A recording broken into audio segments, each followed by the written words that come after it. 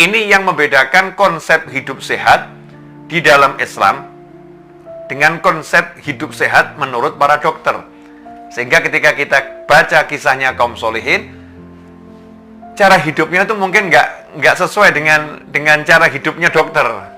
Contoh misalnya ya, Imam Malik rahimahullah. Kalau kita baca biografi Imam Malik rahimahullah itu beliau ke toilet 14 hari sekali. Padahal kalau ada orang tidak ke toilet selama 3 hari kan jadi masalah ya. Menurut kedokteran kan jadi masalah. Imam Malik 14 hari sekali. Nah, kenapa 14 hari sekali? Karena memang tidak ada yang dikonsumsi beliau kecuali seteguk air dan secuil korma. Itu pun di waktu sahur ya, dan di waktu berbuka dipisah. Minum airnya di waktu berbuka, makan kormanya yang secuil itu di waktu sahur. Cara hidupnya seperti itu, nggak makan yang lain. Ini kalau dilihat dari konsep kedokteran melanggar nih prinsip-prinsip kesehatan yang diajarkan oleh para dokter.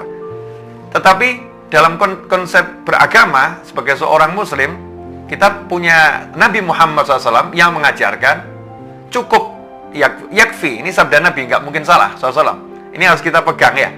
Tapi tanpa kita harus menyalahkan siapapun.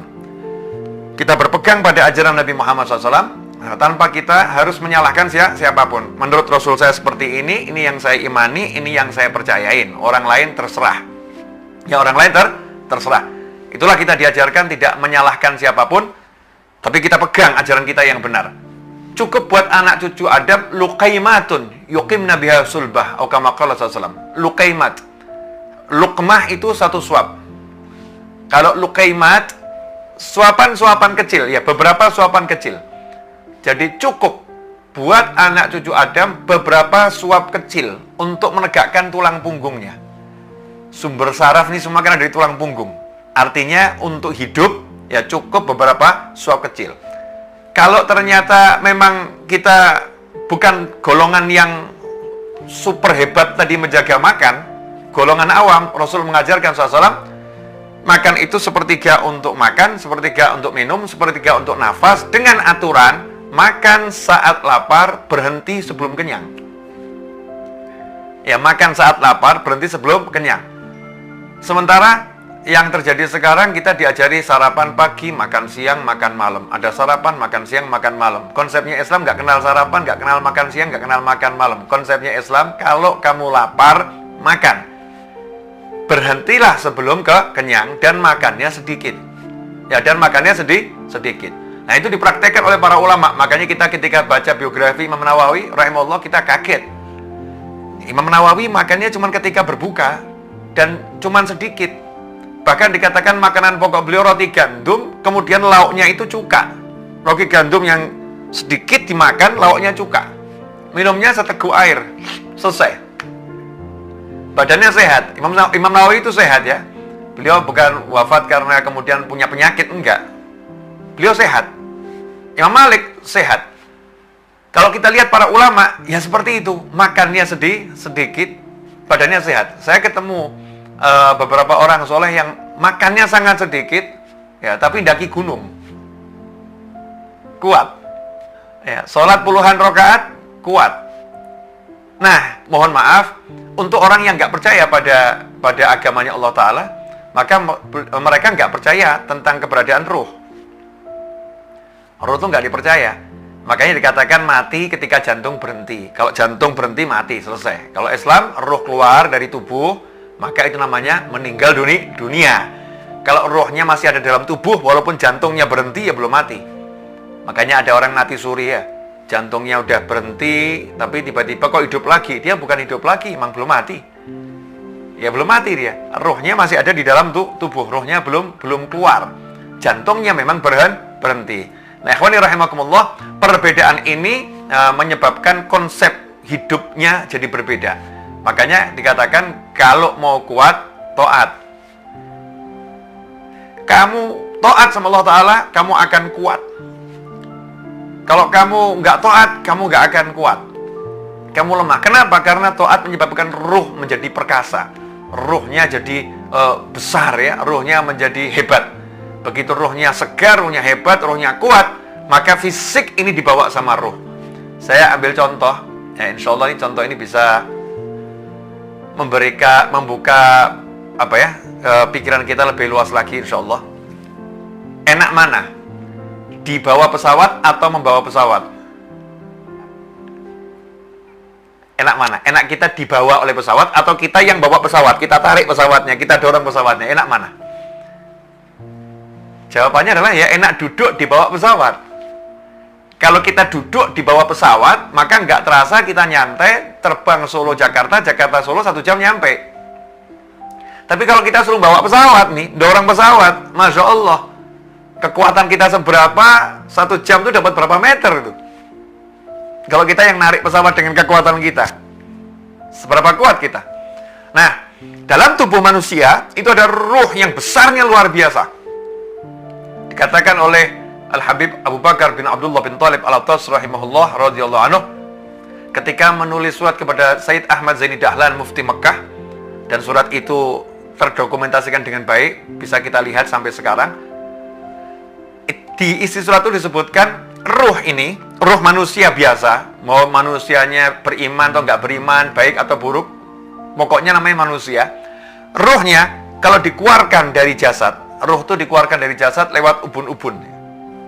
Dimasukkan lewat ubun-ubun, dikeluarkan lewat ubun-ubun. Makanya kalau ada orang meninggal dunia, matanya melihat ke atas, mau lihat ruhnya.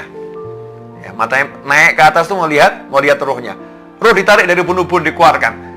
Kalau ruh ini dikeluarkan dari jasad, diletakkan di alam syahadah, alam nyata ini, alam kita ini, alam nyata yang kelihatan semua ini, maka seluruh alam nyata itu tidak akan mampu menampung besarnya satu ruh. Bayangkan tuh, galaksi Bima Sakti, galaksi semua galaksi itu nampung satu ruh nggak muat. Ruh itu besarnya luar biasa. Makanya nggak ada judulnya ruh gentayangan di alam nyata tuh nggak ada. Yang ada ruh ya di alam barzakh. Ya, ruh di alam barzakh. Yang gentayangan di alam nyata ini kan jin itu, bukan ruh. Kalau ruhnya orang soleh hadir di majelis, ruh beliau-beliau ada di alam barzakh, dimensinya itu. Ya, dimensinya nyampe ke majelis. Seperti sekarang antum ada di ruangan saya, tapi di dimensi yang berbeda, dimensi dunia maya. Susah kalau dijelaskan tuh ilmu alam malakut ya, rahasia alam malakut. Tapi yang jelas bukan di alam nyata, di alam yang kasat matanya bukan alam ini, tapi alam barzakh, itu tempatnya ruh. Jadi ruh tuh nggak pernah bisa tinggal di alam dunia yang nyata ini, kecuali dimasukkan secara khusus oleh Allah Ta'ala lewat tangan-tangan malaikat-malaikat khusus. Bahkan dikatakan malaikatnya ini adalah malaikat Israil alaihissalam. Makanya nanti yang nyabut nyawa juga malaikat Israil alaihissalam. Ada malaikat khusus ya, dengan teknik khusus. Maka dikatakan ditiupkan, ya, roh itu ditiupkan ke dalam tubuh atau jasad yang kecil tadi. Nah, roh yang segede itu di dalam ini seringkali dilemahkan oleh manusia itu sendiri. Rohnya yang kuat dilemahkan. Dilemahkan bagaimana? Kalau manusia nggak ngasih makanan roh, rohnya jadi lemah. Nah, makanan roh itu zikir, makanan roh itu sholawat, makanan roh itu qiraatul Quran, makanan roh itu istighfar, makanan roh itu taat pada Allah Ta'ala. Melemahkan roh, kalau roh itu diajak bermaksiat, rohnya jadi lemah.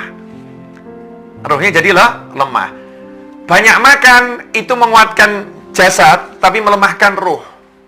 Makan yang banyak itu melemahkan ruh, menguatkan fisiknya. Nah, kita sibuk menguatkan fisik, yang akibatnya melemahkan ruh. Nggak seimbang. Ya, hasilnya apa? Kita bukan hidup dibawa oleh ruh, tapi kita hidup maksa ruh ikut sama kita. Makanya capek, ruhnya diajak sholat berat, ruhnya diajak qiraatul Quran berat. Dengar kisahnya orang soleh terdahulu, seperti Sayyidina Imam Husain, ya, cucu Nabi SAW, Ali Zainal Abidin radhiyallahu anhu. Sayyidina Ali Zainal Abidin radhiyallahu anhu itu sholat sunnah 1 hari 1000 rakaat. Sayyidah Rabi'ah Adawiyah 1 hari sholat sunnah 1000 rakaat. Habib Abdurrahman bin Muhammad Asgaf 1 hari khatam Al-Quran 8 kali. Habib Abdullah Haddad radhiyallahu anhu waktu kecil taman kanak-kanak, setiap hari sholat sunnahnya itu 100 sampai 300 rakaat. Belum lagi touring dari satu masjid ke masjid yang lain hanya untuk sholat sunnah 2 rakaat tahiyatul masjid. Sementara jumlah masjid di kotanya ada 365, sebanyak jumlah hari dalam setahun. Berapa banyak itu? Ada satu lagi seorang ulama, satu habib yang khatam Al-Quran satu hari 6 kali di siang hari, 6 kali di malam hari. Kekuatan fisiknya itu seperti apa? Padahal orangnya dilihat ya biasa-biasa, mungkin orangnya didorong jatuh mungkin orangnya. Tapi kok kuat, luar biasa. Kenapa jadi kuat? Karena bergerak dengan ruh. Ya, bergerak dengan ruh. Bukan mengajak ruhnya bergerak, tapi ruhnya mengajak fisiknya bergerak. Bukan mendorong atau narik pesawat, tapi kita duduk pesawatnya yang bawa kita. Bayangkan kalau kita ini bergerak dibawa sama ruh. Makanya muncul orang-orang soleh bisa bergerak dari Mekah sampai ke Indonesia, Indonesia Mekah, cuman nyampe, bismillah, nyampe. Kenapa? Karena fisiknya dibawa oleh ruhnya. Nah, ikhwani rahimakumullah, karena itu Islam mengajarkan agar kita hidup sehat dengan cara yang benar. Makan dan minumlah jangan berlebihan. Makan yang halal tapi yang baik. Ya, tapi nggak boleh berlebihan karena semua itu akan membuat fisiknya kuat, ruhnya juga kuat. Nah, ini yang mungkin konsep hidup sehat yang terlewatkan, yang mungkin nggak diajarkan secara serius gitu ya. Ruh ini dihilangkan. Kenapa? Karena di luar sana banyak orang yang nggak percaya sama ruh. Nah, kita jangan ikut-ikutan yang di luar sana. Tanpa kita harus menyalahkan siapapun, kita ikut ajaran Nabi Muhammad SAW, bahwasannya kalau kita mau hidup sehat, ruh kita harus sehat, ruh kita harus kuat, kita harus jadi orang yang fokus sama ruh.